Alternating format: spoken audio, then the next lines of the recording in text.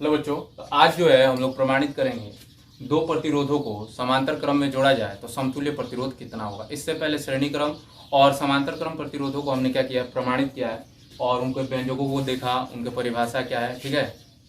और ये सारी चीजें जो है इंपॉर्टेंट है, क्लास 12 में भी पूछता है इस चीज को। तो चलिए देखते हैं।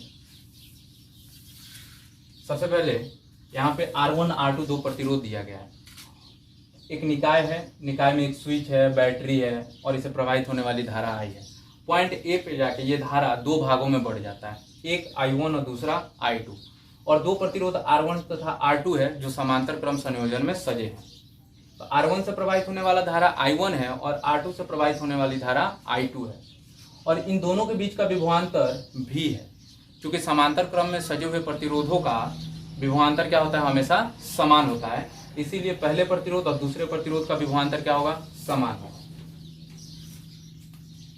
तो इससे पहले प्रमाणित किया गया था कि श्रेणी समांतर क्रम के लिए कि 1/Rp इज इक्वल टू होता है 1/R1 plus 1/R2 plus 1/R3 plus dash dash 1/Rn तक होता है।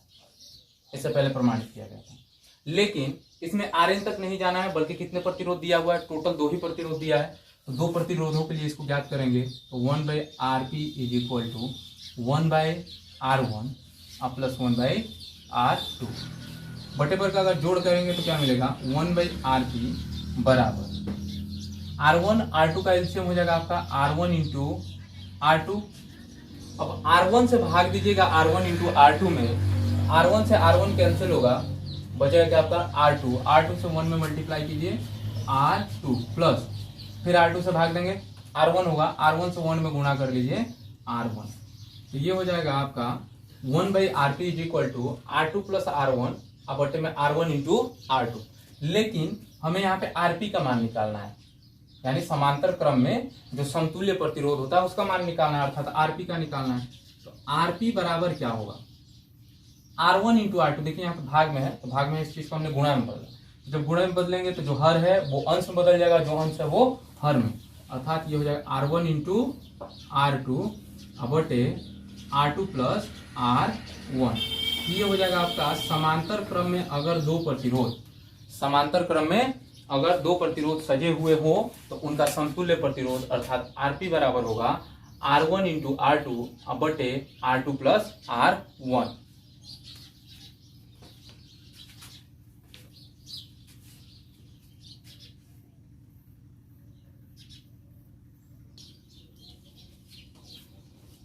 यदि अब मान लिया जाए कि इस परिपथ में प्रवाहित धारा कितना है, I है, और चूंकि I कितने भाग में विभाजित हो रहा है, दो भाग में, I1 और I2। देखिए यहां तक तो जो धारा प्रवाहित हो रहा है I हो रहा है, लेकिन पॉइंट ए से धारा दो भागों में बट रहा है, I1 और I2 में बट रहा है, इसलिए कुल धारा कितना हो जाएगा, परिपथ में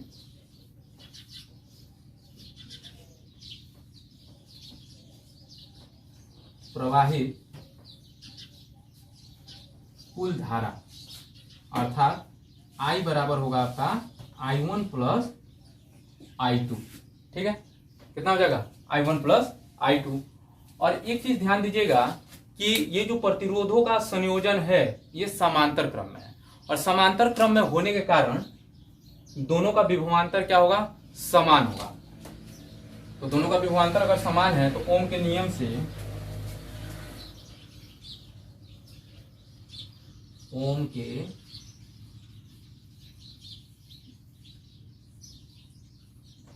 नियम से V इक्वल टू कितना होगा, I इंटू R हो जाएगा। V equal to I into कितना, V इक्वल टू कितना होगा, I इंटू R। अब पहले प्रतिरोध के लिए अगर हम विभवांतर निकालें R1 के लिए, प्रथम चलिए यहां पे लिखते हैं R1 के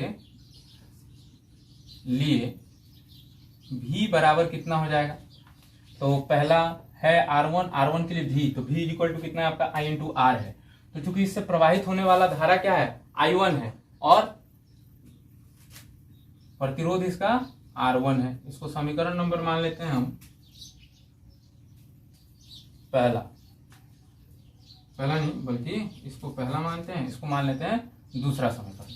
अब दूसरी चीज, अगर हम R2 प्रतिरोध के लिए देखें विभवांतर कितना है R2 के लिए, R2 के लिए भी V इक्वल टू कितना होगा I2 इंटू R2।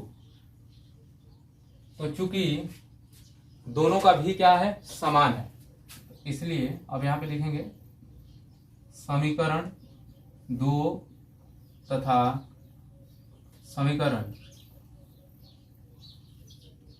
3 से, क्योंकि दोनों का विभवांतर क्या है समान है, तो I1 R1 बराबर I2 R2, इसलिए I1 बराबर कितना हो जाएगा आपका I2 इंटू R2 बटे R1। इसको मान लेना आप समीकरण नंबर 4।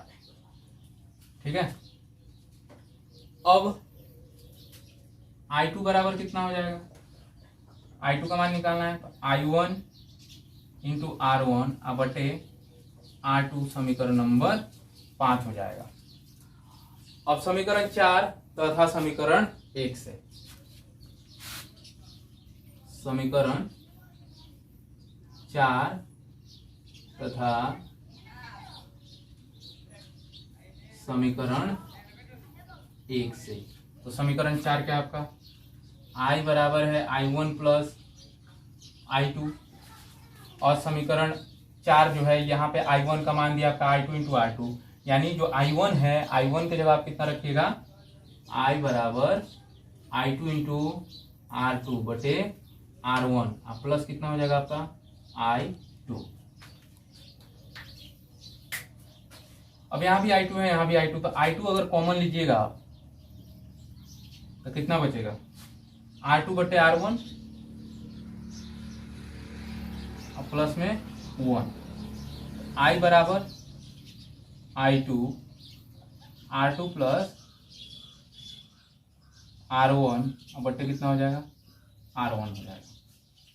यानी अगर परिपथ में आपका क्या करना है, धारा का कुल मान निकालना है, तो आप क्या कर सकते हैं, यहाँ पे जो I2 का मान प्राप्त हो रहा है आपका, यह I2 का यानी जो दूसरे प्रतिरोध के धारा का मान है, उसको समीकरण में रख के आप आसानी से धारा का मान निकाल सकते हैं। अब दूसरी चीज एक देख लीजिए, ये हो जाएगा समीकरण नंबर आपका 6। अब अगर पुनः आपसे कहा जाए कि I2 के जगह पे आप I1 का मान रख के I का मान निकाले तो क्या होगा, तो समीकरण 1 तथा समीकरण 5 से, समीकरण 1 तथा समीकरण 5 से, तो समीकरण 1 आपका क्या है I equal I1 in plus I2, ये हो जाएगा आपका I1, तो I2 का मान रखना है, 5 में I2 का मान कितना है आपका I1 इंटू R1 बटे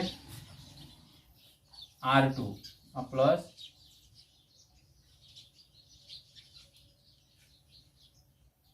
समीकरण 4 तथा 5 से, तो यहाँ पे I2 का मान रखना आपको, ये हो जाएगा I1 plus I1 into R1 बटे R2 हो जाएगा।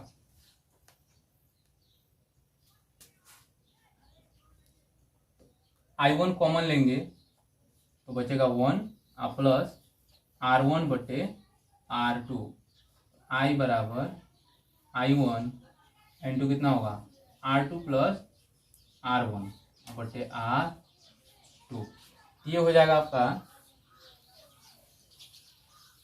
दूसरे प्रतिरोध से, यानी प्रतिरोध 2 में जो धारा प्रवाहित हो रहा है उसको रख करके आप I का मान प्राप्त कर सकते हैं, या फिर यहाँ पे ये दिया हुआ है आपका I का मान कि प्रतिरोध 1 में जो धारा प्रवाहित हो रहा है उसको रख के क्या कर सकते हैं आप, इसमें धारा जो है यानी R1 में जो प्रवाहित हो रहा है उसको रखिए, यहाँ पे R2 में जो प्रवाहित हो रहा है उसको रख के आप आसानी से क्या कर सकते हैं, धारा का मान निकाल सकते हैं। देखिए ये तो हो गया आपका I का मान निकाल लिया आपने। अब अगर I1 का मान पूछे कि I1 बराबर कितना होगा, तो I1 देखिए I बराबर कितना था, यहाँ पे I बराबर I1 into R2 plus R1, I का मान अब नहीं निकालना बल्कि आपको I1 का मान निकालना है। तो I1 का मान निकालना है तो R2 से R में गुणा होगा, I इंटू कितना हो जाएगा R2, अब बट्टे में कितना हो जाएगा आपका R2 प्लस R1। और अगर I2 का मान निकाल, अब देखिए I2 का मान निकालना है हमें, किसका निकालना है, I2 का। तो चूंकि I2 देखिए I बराबर I2 इंटू कितना है आपका R2 प्लस R1 बट्टे R1, तो हमें I2 का मान निकालना है। I2 का मान निकालना है तो I2 बराबर कितना हो जाएगा आपका I इंटू, और ये जो आपका देख रहे हैं आप, तो ये क्या हो जाएगा, चेंज हो जाएगा, यानी अंश आ जाएगा, हर में हर चला जाएगा अंश में, तो R1 बट्टे हो जाएगा आपका R2 प्लस R1। ये I2 का मान आपका प्राप्त हो गया और ये I1 का। और ये टोटल करंट अगर आपको निकालना है तो टोटल करंट कैसे निकालेंगे, तो इन दोनों मानों को क्या कर देंगे आप, प्लस कर देंगे। तो दोनों को अगर प्लस करते हैं तो देखिए कितना हो जाएगा, I बराबर, यहाँ से I कॉमन हो जाएगा, इंटू कितना हो जाएगा आपका R2 प्लस R1 जो है वैसे ही रहेगा R2 प्लस R1, और ऊपर भी हो जाएगा R2 प्लस R1, ये दोनों कट के कैंसिल हो जाएगा, यानी I बराबर I हो जाएगा। अर्थात ये जो हमने प्रमाणित किया कि दो प्रतिरोधों का अगर समांतर क्रम में संयोजन है और उनमें प्रवाहित होने वाली धारा का मान अलग अलग कितना होगा, तो I1 का मान और I2 का मान प्लस किए तो फिर कितना आ गया, I आ गया। अर्थात ये चीज क्या है, सत्य है।